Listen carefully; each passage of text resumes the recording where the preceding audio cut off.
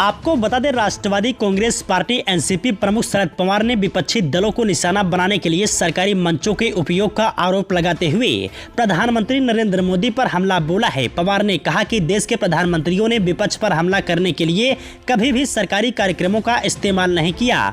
उन्होंने इस तथ्य का सम्मान किया कि विपक्ष नेता भी लोकतांत्रिक व्यवस्था का हिस्सा हैं। पवार ने आगे कहा कि पहले के प्रधानमंत्री केवल राजनीतिक रैलियों को संबोधित करते समय और चुनाव प्रचार में ही विपक्ष के खिलाफ बोलते थे।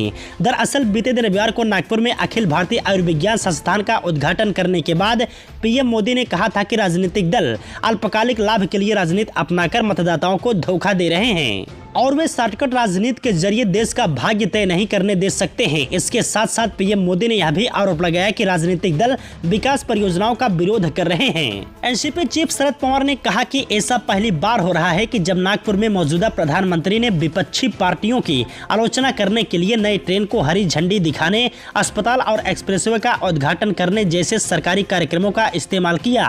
उन्होंने कहा कि यह सोचने का समय आ गया है कि यह कितना उचित है।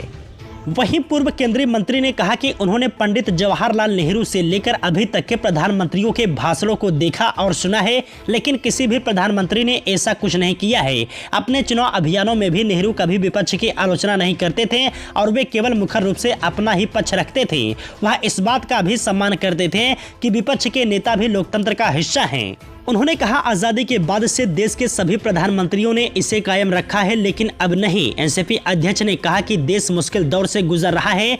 भाजपा लोकतांत्रिक तरीकों से सत्ता में आई है और उसकी सरकार का विरोध करना अस्वास्थ्यकर नहीं है।